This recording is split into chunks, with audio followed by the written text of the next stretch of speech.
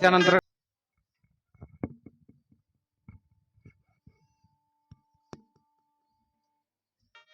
A23 rummy महामेला, यहां बनेंगे हजारों लखपति। जीतो काश जीत।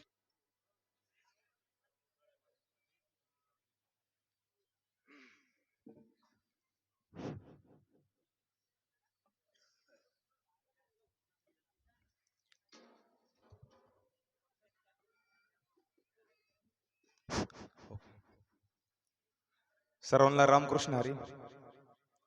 एकदा गजर करूया आपण. हा सर्वांनी हात वरती करा. पुंडलिक वरदारी विठ्ठल श्री ज्ञानदेव तुकाराम पंढरीनाथ भगवान की जय. माऊली ज्ञानेश्वर महाराज की जय. जगद्गुरु संत तुकाराम महाराज की जय. संत शिरोमणी गजानन महाराज की जय. छत्रपती शिवाजी महाराज की जय. हिंदू धर्म की जय. गो माता की जय. भारत माता की जय. संतांची अपाई हा माझा विश्वास, सर्व भावी दास झालो त्यांचा. आज आपण ज्या सत्कार समारंभासाठी सर्वजण उपस्थित आहात, तो सत्कार ज्ञानोबा तुकोबराय हा महाराष्ट्र शासनाचा जो पुरस्कार वारकरी संप्रदायाचे ज्येष्ठ गुरुवर्य तसेच सद्गुरु जोग महाराज वारकरी शिक्षण संस्थेचे ज्येष्ठ मार्गदर्शक आणि आमचेही श्री गुरु सद्गुरु संजय महाराज पाचपोर यांना जो महाराष्ट्र सरकारने ज्ञानोबा तुकोबराय पुरस्कार देऊन आपल्या वारकरी संप्रदायाची जी परंपरा आहे ती परंपरा पुन्हा एकदा महाराष्ट्राच्या कानाकोपऱ्यात जाण्यासाठी पुढील युवकांनी, पुढील तरुण वारकऱ्यांनी महाराजांगतच काम करावं आणि असे पुरस्कार आपल्या गावोगावी घेऊन यावं, हेच आपल्याला महाराजांकडे पाहिले की समजतं. आणि आपल्या या कार्यक्रमाला जे अध्यक्ष आपल्या सर्वांचे श्री गुरु तुकाराम महाराजजी, तसेच श्री गुरु वासुदेव नंदजी महाराज, तसेच श्री गुरु सकाराम महाराजजी, तुकाराम महाराज आणि सर्व व्यासपीठावरील महाराज आणि तसेच माझ्या समोर असलेले सगळे आपले वारकरी बांधव आणि सर्व महिला वारकरी आणि युवा वारकरी, आज आपण ज्या पुरस्कारासाठी इथं उपस्थित आहात, जो सत्कार आपण घेत आहोत, तो सद्गुरु श्री संजय महाराज यांचा करत आहोत. तो जो पुरस्कार, आवाज बंद करा,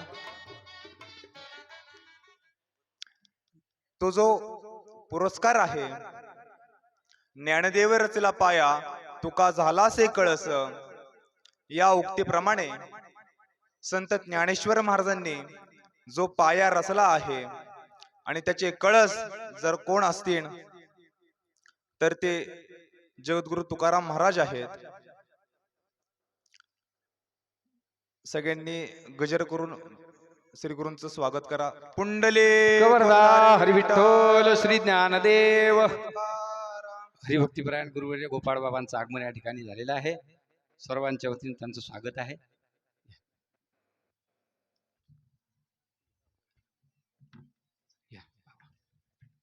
आणि अनिकेत महाराजांना मी विनंती करतो, कंटिन्यू चालू द्या. हो, नंतर महाराजांचं मनोगत झाल्यानंतर मग आपण स्वागत करू बाबांचं.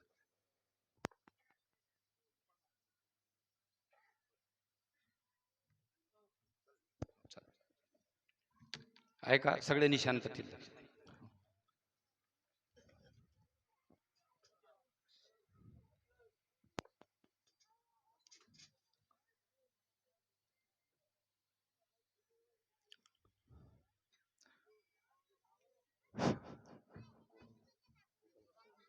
कंटिन्यू. श्री सद्गुरु गोपाल महाराजांच्या चरणी साष्टांग दंडवत करून आपण आपल्या ज्या विषयाची मांडणी आपण आता करत होतो आणि मनोगत व्यक्त करत होतो, तर संत ज्ञानेश्वर महाराजांनी आपल्या वारकरी संप्रदायाचा पाया रचला आहे. जगद्गुरु संत तुकाराम महाराज त्याच वारकरी संप्रदायाचे कळश ठिकाणी विराजमान आहेत. आणि असा हा जो ज्ञानोबा तुकोबराय हा जो पुरस्कार आहे तो सद्गुरु श्री संजय महाराजांना प्राप्त झालेला आहे. आणि त्या निमित्ताने आपण जो सत्कार समारंभ आपल्या खामगाव तालुक्याच्या समस्त वारकरी, शेगाव तालुक्यातील समस्त वारकरी कीर्तनकार यांनी हा आयोजित केला आहे. तर ज्ञानोबरायांनी जे कार्य केलं, तुकोबरायांनी जे कार्य केलं, तेच कार्य बाबा करत आहेत. ते कार्य कोणतं आहे त्याचं थोडं विश्लेषण मी आपल्या समोर मांडणार आहे. तर सर्वांनी लक्ष देऊन ऐका. ज्यावेळेस 700 वर्षापूर्वी संत ज्ञानेश्वर महाराजांनी वारकरी संप्रदायाचा पाया रचला, तो म्हणजे साक्षात जी भगवद्गीता आहे, ती भगवद्गीता संत ज्ञानेश्वर महाराजांनी मराठी भाषेमध्ये आणली. मराठी भाषेमध्ये आणल्यानंतर त्यांनी सगळ्या संत मंडळींना एकत्र केला आहे. त्यावेळेसचे संत निवृत्तीनाथ महाराज असतील, श्री गुरु, त्यांचे बंधू सोपान काका, मुक्ताबाई माता, त्याचबरोबर नामदेव महाराज, विसोबा खेचर, संत नरहरी महाराज, संत सावतामाळी महाराज, सकल संत मंडळी एकत्र आली. संत चोखोबराय हे दरवर्षीप्रमाणे आपली वारी करत असत. वारी करत असताना ते पांडुरंग परमात्म्याच्या दर्शनाला गेले. दर्शन करून आले.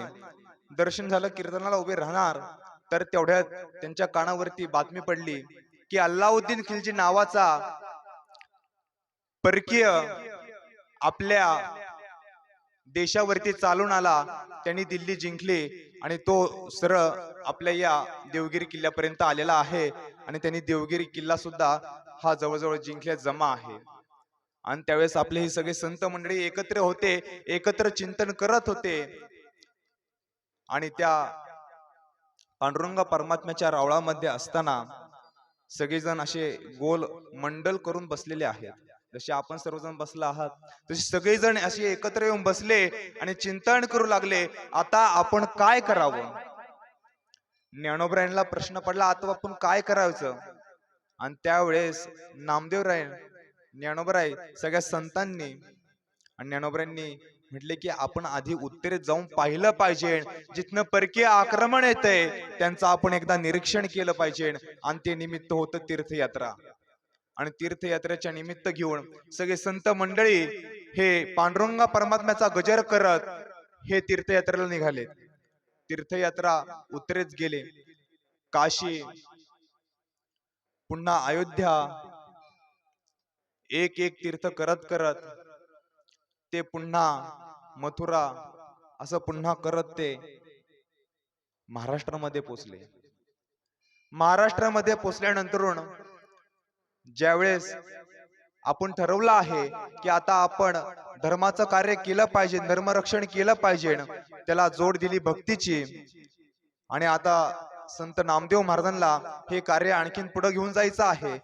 त्यावेळेस संत ज्ञानेश्वर महाराजांनी आपलं अवतार कार्य संपवलं आणि समाधिस्थ झाले.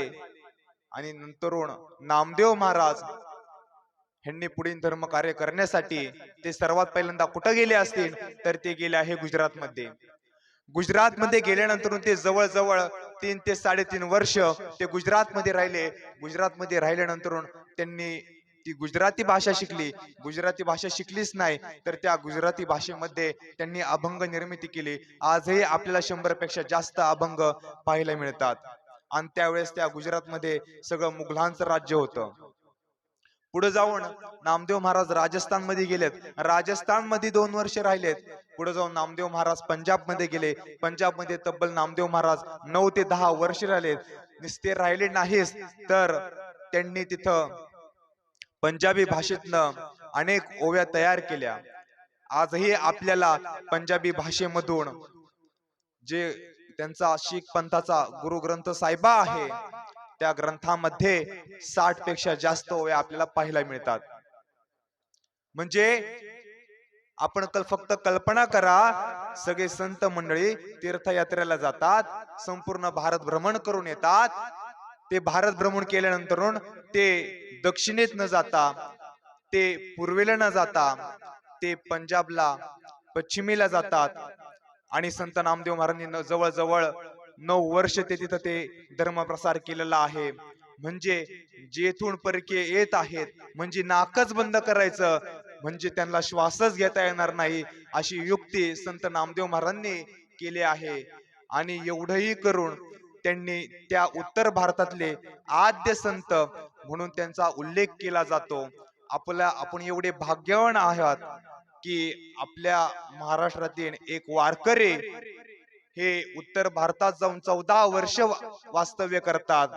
तरी आपल्याला माहित नाही की त्या उत्तर भारताची संत परंपरा चालू कुणी केली असन तर ती नामदेव महाराजांनी केली आहे. त्याच्यानंतरून संत मीराबाई माता आहे, त्याच्यानंतरून संत कबीर जी आहेत, त्याच्यानंतरून तुलसीदासजी आहेत. ही सगळी परंपरा ही आपल्या नामदेव महाराजांपासून तिथं चालू झालेली आहे. त्याचा एकमेव एकच हेतू होता की तो फक्त धर्मकार्य, धर्मरक्षण. त्याच्यावरतीच थांबले नाही. पुढे जाऊन आपल्या संत एकनाथ महाराजांनी ज्यावेळेस एखादा यवन नाथ महाराजांच्या अंगावरती थुकतो आणि त्यावेळेस नाथ महाराज पुन्हा गंगेचं स्नान करतात, गोदावरीचं स्नान करतात, पुन्हा नाथ महाराज बाहेर येतात, पुन्हा यवन थुकतो, पुन्हा स्नान करतात, पुन्हा थुकतात, पुन्हा स्नान करतात. तब्बल 108 वेळा ही घटना घडते. आणि नाथ महाराज म्हणतात धन्य झालो, हे त्याच्यामुळे मला 108 वेळा स्नान करायला भेटलं. पण तेच नाथ महाराज ज्या वेळेस देवगिरी किल्ल्यावरती त्यांचे श्री गुरु जनार्दन स्वामी हे समाधिस्थ असतात त्यावेळेस यवनांचं आक्रमण येतं. आणि त्यावेळेस तेच नाथ महाराज हातातला टाळ चिपळ्या खाली ठेवून एका हातात तलवार घेतात, एका हातात ढाल घेतात आणि रणांगणामध्ये उडी टाकतात. ते नाथ महाराज म्हणजे शांती ब्रह्म एकनाथ महाराज आहेत. आपल्याला कल्पना नाही, ज्या हातांनी टाळ वाजले, ज्या हातांनी चिपळ्या वाजवली, त्याच हातामध्ये तलवार सुद्धा घेऊन आमच्या संतांनी या रणभूमीमध्ये युद्ध केलेलं आहे. तुकोबराय उगाच म्हणत नाही रात्रंदिवस आम्हा युद्धाचा प्रसंग. आपण जर तुकोबरायांचं जीवन पाहिलं तर तुकोबरायांच्या जीवनामध्ये तुकोबराय जो मावळ खोरा आहे म्हणजे जो पश्चिम महाराष्ट्र आहे ते सोडून जास्त अन्य कुठे गेलेले दिसत नाहीत. त्याचं कारण एकच, तो कालखंड छत्रपती शिवाजी महाराजांचा जन्माचा आहे. आणि त्या कालखंडामध्ये खाली म्हणजे दक्षिणेकडून आदिलशाही असेल, वरचे मुघल असतील, अशा या दोन्ही राज्यांमध्ये आपली ही जो देश आहे, जी आपली संस्कृती आहे, आपला हा वारकरी संप्रदाय आहे, त्यांच्या कचाट्यामध्ये सापडला होता. आणि आपण जर आपली भूमी सोडून निघून गेलो तर आपल्या भूमीकडे कोण पाहणार. आणि त्यावेळेस जगद्गुरु संत तुकाराम महाराजांनी पूर्ण वेळ मावळ खोऱ्यामध्ये जनजागृती, धर्मजागृतीचं काम केलं आहे. आजही आपण जगद्गुरु तुकोबरायांच्या गाथेमध्ये पहा, पायिक प्रकरण आहे आणि पायिक प्रकरणातनं अनेक शिवाजी महाराजांना मावळे देण्याचं काम हे जगद्गुरु तुकोबरायांनी केलेलं आहे. ज्या काळामध्ये आमची मंदिरं पाडली जात होती त्या काळामध्ये जगद्गुरु संत तुकाराम महाराजांनी आपल्याच घरातलं भंगलेलं मंदिर ते पुन्हा बांधायला काढलेलं आहे. ज्या काळामध्ये मंदिरं पाडली जात होती त्याच काळामध्ये संत ज्ञानेश्वर महाराजांचं मंदिर जगद्गुरु संत तुकाराम महाराजांनी बांधलेलं आहे. तुम्ही कल्पना करा, ज्ञानोबरायांनी समाधी 12व्या शतकात घेतली आणि जगद्गुरु संत तुकाराम महाराजांनी ज्ञानोबरायांच्या समाधीवरती मंदिर हे 16व्या शतकामध्ये बांधलेलं आहे. जवळजवळ 300 वर्ष ज्ञानोबरायांची समाधी ही उघड्यावरती होती. आपण कल्पना करा, ज्या वेळेस आपल्या स्थानिक हिंदू लोकांना भीती वाटत होती, आज जर आम्ही मंदिर बांधलं तर आमची जी समाधी आहे सद्गुरूंची संतांची तिचं सुद्धा नाश होईल, म्हणून त्या भीतीपोटी कित्येक ऊन पावसाळे आणि हिवाळे आमच्या संतांनी सहन केलेले आहेत. ती तळमळ तुकोबऱ्यांच्या अंतकरणामध्ये सतत होती. आणि त्यासाठी तुम्ही कल्पना करा, आपण फक्त घराचं बांधकाम काढायला घ्या, आपल्याला किती वर्ष लागतात एक बांधकाम करायला. आपण आपल्या अख्ख्या आयुष्याची शिदोरी त्या घराच्या बांधकामासाठी लावतो. जर एक मंदिर बांधायचं असेल त्याचा खर्च किती आहे, तो खर्च सगळा जगद्गुरु तुकोबऱ्यांनी ज्ञानोबऱ्यांच्या मंदिरासाठी केलेला आपल्याला पाहायला भेटन. हा सगळं ज्या वेळेस मंदिर पडतात त्यावेळेस आमचे संत उभे राहतात आणि पुन्हा मंदिर बांधतात. एवढंच नाही, धामणगाव म्हणजे माणकोजी महाराज बोधले, त्यांच्याही घरामध्ये जी विठ्ठल रुक्मिणीची मूर्ती आहे ती जगद्गुरु संत तुकाराम महाराजांनी स्थापन केली आहे. तुकाराम महाराज उगाच म्हणत नाही धर्माचे पालन करणे पाखंडा खंडन, हेची आम्हा करणे काम, बीज वाढवावे नाम. आम्ही धर्माचं पालन अवश्य करू. आम्ही वारकरी या नात्याने आम्ही दिंडी, आम्ही दिहो, आळंदी, पंढरपूर वारे, शेगावची वारे आम्ही निष्ठेने करू.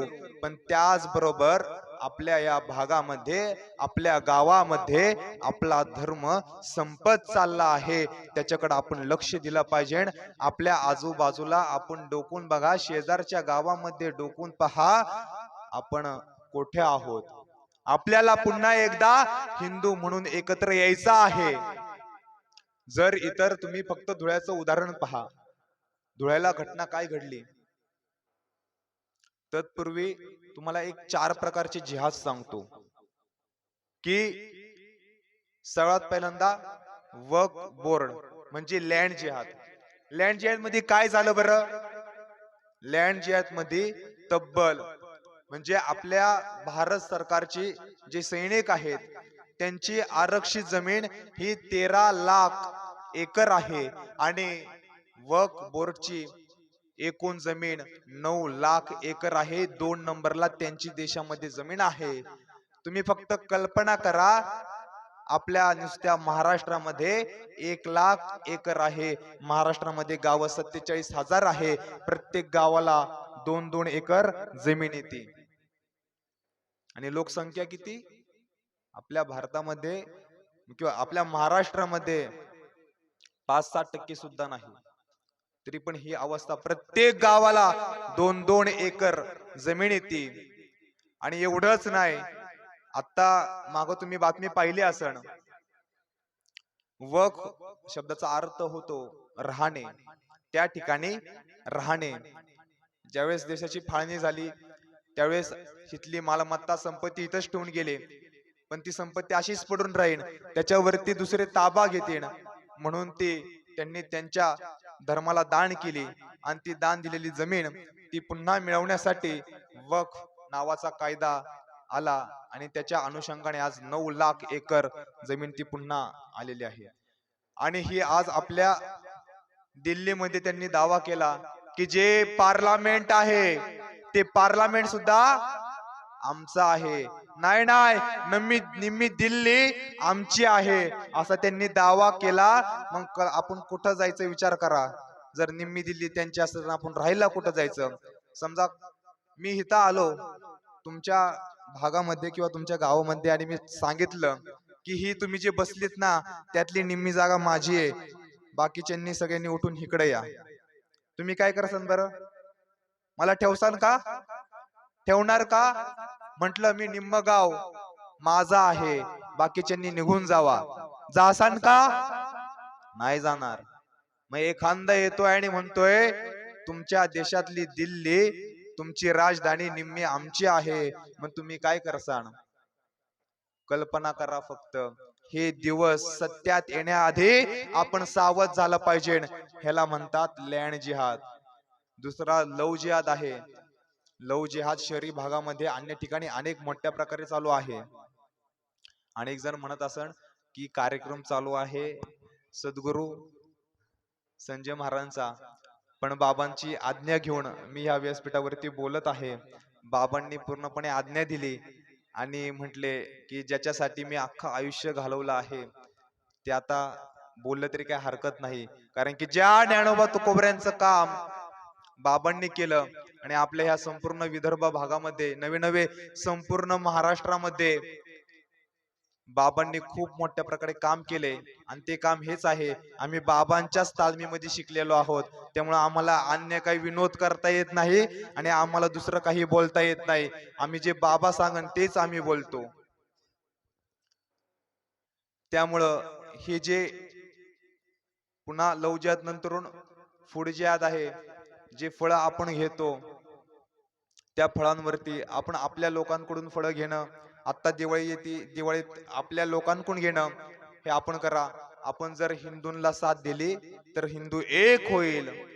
कटेंगे तो बटेंगे, कटेंगे तो क्या, सगळ्यांनी म्हणा, बटेंगे तो बटेंगे तो. आपण जर विभक्त झालो तर आपण कटल्याशिवाय राहणार नाही. आपल्याला जर पुन्हा आपलं हिंदू म्हणून जर आपल्याला एक यायचं असेल तर तुम्हाला दुसरा सांगतो, वोट जिहाद. धुळ्यामध्ये झालं काय, धुळ्यामध्ये 5 तालुक्यांमध्ये 1,89,000 मतांनी तो उमेदवार होता आणि फक्त एका तालुक्याने 1,94,000 वोटिंग केली आणि एका तालुक्याने निर्णय घेतला, 5 तालुक्यांचं जे मत होतं ते खंडन केलं आणि एका तालुक्याच्याच मताने तो सगळं जे 5 तालुक्यांना ऐकायला लागलं. हे जे वोट जिहाद हा प्रत्येक ठिकाणी चालू आहे, भारतामध्ये अनेक ठिकाणी झाला. जर मुस्लिम म्हणून मुस्लिम एकत्र येत असतील तर आपण हिंदूंनी हिंदूंसाठी एकत्र आलंच पाहिजे. नक्की आहेत ना आपले सगळे, बोलत नाही तुम्ही, हिंदूंनी हिंदूंसाठी. आपल्याला हिंदू हित की बात करेगा वही देश पे. आवाज येत नाही तुम्हाला, आपलं राज्य नकोय का, नकोय का, आपल्याला वारी करता येणार नाही, आपल्याला पंढरपूरला जाता येणार नाही, आपल्याला देवळा येता येणार नाही, मलाही खामगावला येता येणार नाही. जे साधू संत आज व्यासपीठावरती आहे त्यांच्या आशीर्वादाने हे सगळं होत आहे.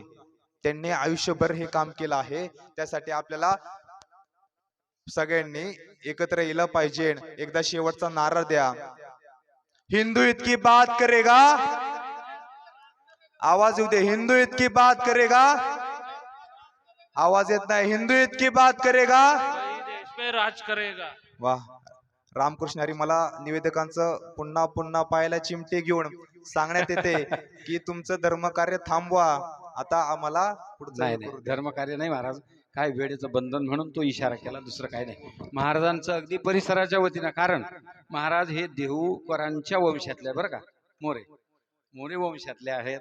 असो, म्हणून महाराजांचं मी पुनश्च स्वागत करतो. महाराजांनी आपल्याला जे प्रबोधन केलं त्याबद्दल धन्यवाद. आमची ही महत्वाचं मनोगत आहे, म्हणून या ठिकाणी मी आता जास्त लांबवल्यापेक्षा कारण महत्वाचे मनोगत आहेत, म्हणून यानंतर हरिभक्तीपरायण गोपाळ बाबांना मी विनंती करतो की त्यांनी थोडक्यात 5 मिनिटांमध्ये आपलं मनोगत व्यक्त करावं. बाबा, अरे पहिल्यांदा स्वागत राहिलं, हा घ्या बरं. बाबांचं आगमन या ठिकाणी झालेलं आहे. नाही, पंढरी महाराज, मी महाराजांना विनंती करतो, बाबांचं स्वागत करा. हा, हरिभक्तीपरायण आमचे महादेव भाऊ बोरचे, त्यांना मी विनंती करतो, चला बरं बाबांचं स्वागत करा. हार घ्या, हा बस बस बस. गुरुवर्य, हा त्यानंतर आदरणीय आमचे लक्ष्मण बाबा. हा, लक्ष्मण बाबांचं झालेलं आहे, गोपाळ बाबांचं स्वागत करा. त्यानंतर आमचे मधुकर बाबा साबळे, मधुकर बाबा साबळे आलेले आहेत, त्यांचंही स्वागत आमचे डॉक्टर साहेब करतील. चला मधुकर डॉक्टर, या. आमचे विशेष म्हणजे सोनाळ्याच्या दिंडीचे ते विणकरी आहेत बरं का. हरिभक्तीपरायण मधुकर बाबा सोनाळ्याच्या दिंडीचे अखंड पायी वारकरी आहेत आणि त्यांचंही आगमन आपल्या या भूमीत झालेलं आहे, म्हणून आपल्या परिसराच्या वतीनं त्यांचंही मी स्वागत करतो आणि गोपाळ बाबांना मी विनंती करतो की त्यांनी आपलं मनोगत या ठिकाणी व्यक्त करायचं आहे.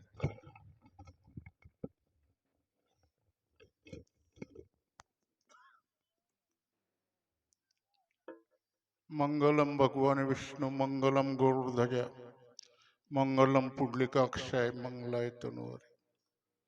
अनंत कोटि ब्रह्मांड नायक परमात्मा माता रुक्मिणी माता आदिशक्ती मुक्ताबाई समर्थ गजानन महाराज श्री संत सकाराम महाराज गुरुवर्य श्रीराम महाराज श्री संत गोमाजी महाराज श्री संत दत्तूजी महाराज तुकाराम महाराज ज्ञानेश्वर महाराज अशा या भव्य एक प्रकारच्या मंदिराच्या पटांगणामध्ये आज जो काही एक प्रकारचा सोहळा आहे, हा सोहळा आपल्या सर्वांनाच माहिती आहे. आपल्या भागातलं थोर असं व्यक्तिमत्व आदरणीय हरिभक्त परायण संजय महाराज यांना ज्ञानोबा तुकोबा पुरस्कार भेटलेला आहे. आणि खरोखर जीवनामध्ये हे गावच एवढं मोठं आहे आडगाव, की ज्या गावामध्ये अनेक वर्षापासून वारकरी परंपरा चालू आहे आणि त्याच परंपरेचं एक प्रकारचं द्योतक म्हणून स्वर्गीय आनंदरावजी पाटील आणि मातोश्रीच्या पोटी अर्थात ज्यांचा जन्म झाला ते म्हणजे संजय महाराज, की शुद्ध बिच्या पोटी फडे रसाळ गोमटी किंवा कुडी कन्या पुत्र होती जे सात्विक तयाचा हरिक वाटे देवा. आणि ज्यांनी एक प्रकारचा महाराज हा पुरस्कार याच्या अगोदर अनेकांना एक प्रकारचा भेटलेला आहे, पण खरोखर महाराष्ट्र सरकारने या पुरस्काराचं संजय महाराजांना दिल्यामुळे महत्व अधिक वाढलं असं म्हणायला हरकत नाही. जीवनामध्ये अनेकांना पुरस्कार भेटले, पण आज जे संजय महाराजांना जो पुरस्कार भेटला, ज्यांचा एक प्रकारचा संपूर्ण महाराष्ट्रामध्ये एक प्रकारचा आनंद एक प्रकारचा होते आहे, अनेक ठिकाणी सत्कार एक प्रकारचे होत आहेत महाराजांचे, त्याच्याबद्दल मला खंती करायची आहे की सत्कार मूर्तीच्या अगोदर एक प्रकारचा आम्ही यायला पाहिजे होतं, पण काही कारणामुळे एक प्रकारचं येऊ शकलो नाही. याच्याबद्दल आपल्या सर्वांची अर्थात अध्यक्ष महाराजांची आणि आपल्या सर्वांची मी माफी मागतो. निघणं जरी आपल्या हातामध्ये असलं तरी पोचणं मात्र महाराज आपल्या हातामध्ये नाही. त्याच्यामुळे थोडा वेळ झाल्याबद्दल आणि जीवनामध्ये योग्य माणसाची निवड केली. आणि संजय महाराजांचं जर कार्य पाहिलं तर एवढं मोठं कार्य आहे की आमचे जे एक प्रकारचे मुलं आज हरिपाठाला जे एक प्रकारचे जातात आणि त्यांच्यावर एक प्रकारचे जे संस्कार एक प्रकारचे होतात, हे बाल संस्कार शिबिर आणि बाल संस्काराची खरी एक प्रकारचं आपल्या भागामध्ये सुरुवात वैकुंठवासी गुरुवर्य वासुदेव बाबांनी केली. आणि त्याच्यानंतर तो वसा संजय महाराजांनी एक प्रकारचा चालवला. महाराष्ट्रापुरतच एक प्रकारचं बाल संस्कार शिबिर नाही तर अखिल एक प्रकारच्या अनेक राज्यामध्ये संजय महाराजांनी बाल संस्कार शिबिर एक प्रकारचे उभे केले. अनेक एक प्रकारच्या शिबिराकरता मदत सुद्धा एक प्रकारची केली.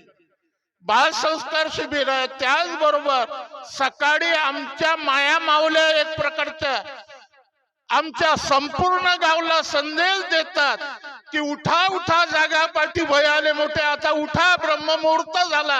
अर्थात रामफेरीच्या माध्यमातून संजय महाराजांचं फार मोठं कार्य आहे की ज्या कार्यामुळे आज जवळपास 700 गावामध्ये रामफेऱ्या सुद्धा एक प्रकारच्या चालू आहे. आणि ती एक प्रकारची रामफेरी एक प्रकारची संजय महाराजांनी अनेक ठिकाणी पुढाकार घेतले. नाही एक प्रकारचा आम्हाला एक रोज हरिपाठाला येत आहेत तर 7 दिवसापासून एकतरी एक प्रकारच्या ठिकाणी मंदिरात एका ठिकाणी बसा, त्याच्याकरता महाआरतीचे सुद्धा आयोजन संजय महाराजांनी एक प्रकारचं केलेलं आहे. अनेक असे लोक उपयोगी काम आणि प्रत्यक्षात गोसेवा ही संजय महाराजांचा एक प्रकारच्या सेवेचा आत्मा आहे असं म्हणायला हरकत नाही.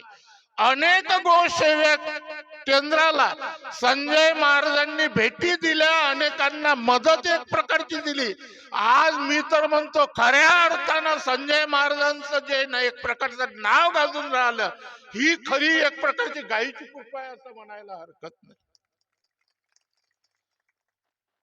गाय बचेंगी देश बचेंगा. आम्हाला इतरांचा एक प्रकारचं बचत केल्यापेक्षा गायीचं रक्षण करणं हे आम्हाला महत्वाचं आहे. आणि त्या रक्षणाकरता संजय महाराजांनी एक प्रकारचा पुढाकार घेतला. त्यांचं स्वागत देवगडला एक प्रकारचं झालं.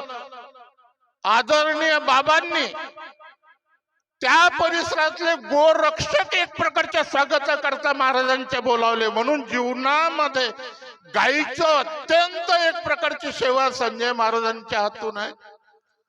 त्याचबरोबर संजय महाराजांनी अनेक मंदिराचा जीर्णोद्धार केला. आज अनेक मंदिर जे एक प्रकारचे मोडकळी झालेले होते, त्या गावात जाऊन त्या लोकांना भेटून त्या लोकांना मंदिराचं महत्व पटवून परिणामी आपला आकडा अगोदर देऊन जवळपास 400 ते 500 एक प्रकारच्या मंदिराचा जीर्णोद्धार संजय महाराजांनी एक प्रकारचा केला. हे जे कार्य एक प्रकारचं होते, खरोखर ही भूमीच अशी महत्वाची आहे की ज्या भूमीला एक प्रकारचं महाराज जीवनामध्ये फक्त आणि फक्त वाढवी महत्व वडिलाचे, त्याच्यामध्ये आदरणीय आमचे बुवाजी ते सखाराम महाराज संस्थांचं जीवनामध्ये काही नसताना आज करोडो रुपयाचं जे काम एक प्रकारचं होते हिरोला संस्थांमध्ये, हे खरे एक प्रकारची तपश्चर्या सेवा तुकाराम महाराजांची आहे. आणि हे 2 रत्न ज्या गावामध्ये जन्माला आले ते अळगाव आहे. अर्थात तसं पाहिलं तर आमचं फार मोठं नुकसान केलेलं आहे दोघांनी. कारण जीवनामध्ये असा तसा एक प्रकारचा महाराज मोठ्या कार्यक्रमामध्ये दोघांचीच वर्णी लागते, आमच्यासारखीची वर्णी लागत असते. आणि कार्य आता नाही भागत तर मग मला गोपाळ बोल. जीवनामध्ये खरोखर एक भूषण आहे. आणि हे कार्य एक प्रकारचं होण्याकरता बरच एक प्रकारचे मनोगत ऐकायचे आहेत. या कार्यक्रमाकरता आवर्जो हरिभक्त परायण आदरणीय वासुदेवानंदजी सरस्वती महाराज एक प्रकारचे हजर आहेत. हरिभक्त पारायण लक्ष्मण महाराज सुद्धा हजर आहेत. हरिभक्त पारायण श्रीमान दादा ज्ञानेश्वर दादा हजर आहेत की ज्यांच्या कुळामध्ये एक प्रकारची पालखीची परंपरा एक प्रकारची आहे. खऱ्या अर्थानं आज गजानन महाराज संस्थांची एक प्रकारचा जो प्रचार आहे, हे खरे उपकार वैकुंठ अशी भाऊसाहेबांची आहे. आणि भाऊसाहेबांच्यामुळे गल्लीपासून तर दिल्लीपर्यंत गजानन महाराज आज एक प्रकारचे दिसले, लोकांना दाखवले. म्हणून जीवनामध्ये अर्थात सोपान महाराज आहेत, निळोबा महाराज आहेत, लक्ष्मण महाराज आहेत सर्व. आणि त्याचबरोबर लक्ष्मी मंदिराचे संस्थापक आमचे गजानन महाराज आहेत. इतर महाराज लोक एक प्रकारचे आहेत. एकच विनंती करूया, भगवान पांडुरंग परमात्मा, माऊली ज्ञानेश्वर महाराज, तुकोबा महाराज, गजानन महाराज दोन्ही महात्म्यांना आयुष्य देव, बुवाजीला आणि संजय महाराजांना. आणि ज्यांच्या हातून असंच एक प्रकारचं भव्य आणि दिव्य एक प्रकारचं काम एक प्रकारचं घडत राहो ही प्रभूचरणी प्रार्थना करतो. आणि मी माझ्या 2 शब्दाला पूर्ण विराम देतो. रामकृष्ण हरी. यानंतर हरिभक्तीपरायण वासुदेवानंदजी सरस्वती बाबा महाराजांना मी विनंती करतो, अगदी थोडक्यात आपलं मनोगत व्यक्त करावं. ओम. संत दर्शन को जाइए, तजमान मोह अभिमान, एक एक पग आगे धरे, कोटि यज्ञ समान। तो हम सभी लोग यहाँ पे एक संत का दर्शन करने के लिए यहाँ पे आए हैं। और महाराज जी ने पहले बताया महाराज जी के बारे में, उनका बहुत बड़ा कार्य है। वे संत हैं जो देखो, परित्राणाय साधूनां विनाशाय च दुष्कृताम धर्म संस्थापनार्थाय संभवामि युगे युगे। तो यहाँ पर ये भगवान की विभूतियां हैं। यहाँ पे जो भी बैठे हैं, संजय महाराज का हरिभक्त पारायण, परम मित्र, आदरणीय, उन्होंने इतने काम किए, अभी मैं सुन रहा था, इतने बहुत काम किए कि भगवान की विभूति ही ऐसा काम कर सकते हैं। तो उन्होंने ऐसा काम किया, मैं तो उनको, और आप देखो मुझको बहुत आनंद है, सोपान महाराज ने मुझको बुलाया, बड़ा अच्छा लगा संतों का दर्शन करके। तो इस बहाने यहाँ वहाँ जो महाराज जी का जो सत्कार हो रहा है ना, देखो ये संत उसको कहते हैं भगवान जिस पर प्यार करता है। ये जो आप लोग यहाँ बैठे हैं ना, ईश्वर सर्वभूतानां हृदयेश्वर तिष्ठति सर्वस्य चाहम हृदय, ये भगवान के रूप में आप उनको भगवान जिस पर प्यार करता है ना वह संत है, और भगवान पर जो प्यार करता है वह साधु है। साधु में और संत में इतना अंतर होता है। जो कुछ यहाँ पे आप देख रहे हैं, ये वैभव जो देख रहे हैं ना, उनका कार्य बोल रहा है। उनके कार्य की जो आवाज है, महाराज जी ने बहुत सुंदर बताया, गौ माता का आशीर्वाद है, और गौ माता के आशीर्वाद से बहुत सारा उनका कार्य है। और बाल विहार पर तो जहाँ पे भी बाल विहार होता है वहां पे महाराज जी का नाम है। हमारे यहाँ पर भी होता है, उनकी पुस्तक वहां पे, क्योंकि वो बाल विहार से उनकी जीवन यात्रा प्रारंभ हुई। बाल विहार से जीवन यात्रा प्रारंभ हुए और आज शिखर तक पहुंच गए। कहां तक पहुंच गए? शिखर तक। इसलिए उनकी बहुत इच्छा है कि हर जगह बाल विहार हो जाए और अपने संस्कृति का प्रचार हो जाए। मंदिर, नए मंदिर नहीं बनाए, लेकिन जो पुराने मंदिर थे ना, उनका ही उन्होंने जीर्णोद्धार किया। अब मुझको कोई बता रहा था, जहां पर भी कहीं मंदिर होता है ना, वहां पे जाते हैं और जो भी अपने कथा में जो भी दक्षिणा मिलती है ना, वो दक्षिणा उनको अर्पण करते हैं, और वहां से वो मंदिर स्टार्ट होता है।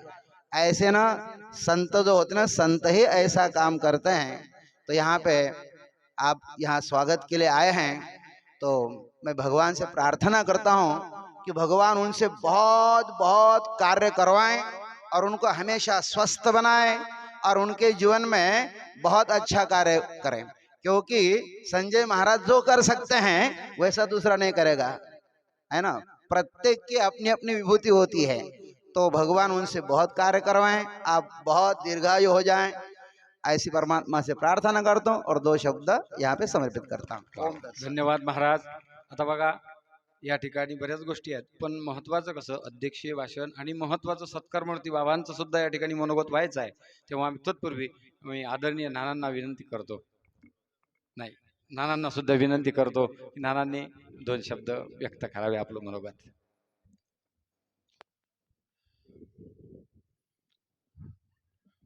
पंढरीचा पांडुरंग,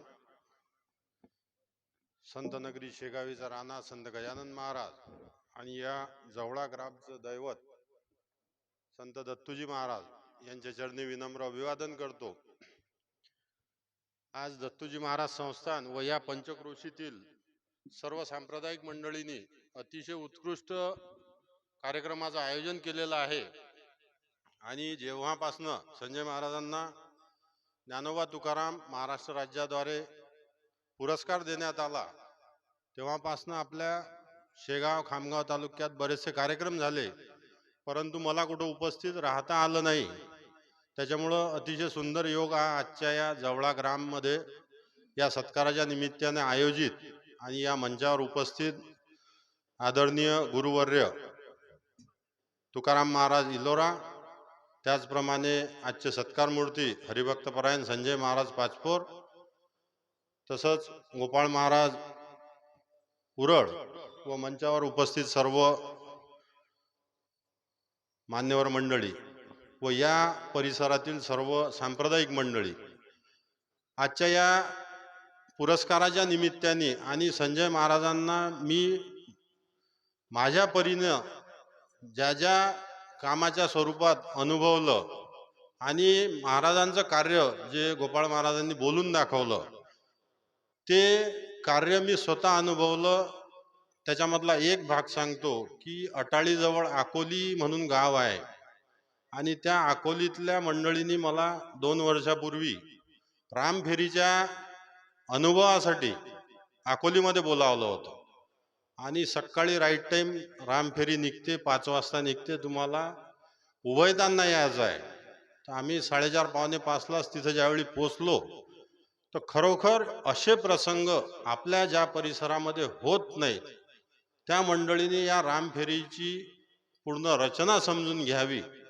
कारण त्या रामफेरीमधले जे उद्देश आहेत, त्याची जी परंपरा आहे, जी पथ्य आपण पाळतो, म्हणजे विशेष करून महिलांकरिता सुद्धा की त्या रामफेरीच्या दरम्यान प्रत्येक घरासमोर शेणाचा सडा, निघालेली रांगोळी, उदबत्तीचा सुगंध आणि ती रामफेरी आणि त्याच्यात आपलं चाललेलं भजन इतका सुंदर अनुभव आहे की खरोखर त्या दरम्यान मला हे जाणवलं की हे कलियुग नाही, हे धर्मयुग आहे.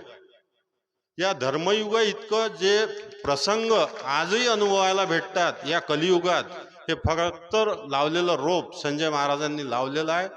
आणि वेगवेगळ्या ठिकाणी मंदिराच्या जीर्णोद्धाराच्या दरम्यान ज्या ज्या वेळी मी सोबत होतो, मी अनेकदा आपल्या कॉलेजच्या आजूबाजूच्या परिसरातील काही गावांना बरेच वेळा मंडळी गोळा करून त्या मंदिराच्या जीर्णोद्धारासाठी प्रयत्न केले, परंतु जो आमच्यासारख्याचा सुद्धा प्रभाव त्या गावातील मंडळीवर पडत नाही, तो संजय महाराजांच्या 2 शब्द बोलण्याने त्या प्रत्येक गावामध्ये 1.5-1.5, 2-2 लाख रुपये वर्गणी महाराजांच्या एका भेटीत जमा व्हायची, गोळा व्हायची आणि खरोखर ते जीर्णोद्धाराचं काम अतिशय महाराजांनी सूचक त्या मंडळीला जे बोलून दाखवलं, ज्या सूचना केल्या. कारण त्या मंदिराचे जीर्णोद्धार झाले त्याच्यानंतर तिथं टाळ, मृदंग, विणा हे जे साहित्य पोचलं आणि त्या साहित्याच्या माध्यमातून तिथं दैनंदिन काकडा आरती, संध्याकाळचा हरिपाठ हे नित्यक्रम जे चालू लागले, तर खरोखर धर्मप्रसारक जो उद्देश महाराजांनी ठेवलेला आहे आणि धर्मप्रसार होताना ह्या सगळ्या घटनाक्रम हे संस्कार टिकवायचे असतील तर निश्चित प्रत्येक गावात, प्रत्येक खेड्यापाड्यात, प्रत्येक गल्लोगल्ली सकाळची काकडा आरती, संध्याकाळचा हरिपाठ, जे काही आपल्या परिसरामध्ये उपलब्ध मंदिरं असतील, संस्थानं असतील, तिथं हे निश्चित नियमित चालले पाहिजे. ही संकल्पना महाराजांनी जी मांडली आहे, ही संकल्पना आपली सर्वांची सुद्धा जबाबदारी आहे की ही पुढं परंपरा चालवली पाहिजे. आणि त्याच्यासाठी महाराज म्हणतात म्हणून नाही, परंतु ही आपल्या परिसरातल्या आपल्या लोकांची सुद्धा जबाबदारी आहे. आपण हे पाठबळ दिल्याशिवाय महाराजांचा उद्देश पूर्ण होणार नाही. त्याच्यामुळं प्रत्येकाने आपापल्या परिसरामध्ये महाराजांनी सूचित केलेल्या सगळ्या नियमावल्या असतील, भजनावल्या ज्या असतील, त्याचं खरोखर काटेकोरपणे पालन करून आपल्या येणाऱ्या नवीन पिढीसाठी निश्चितच एक चांगला संस्कार याच्या माध्यमातून पूर्ण होईल.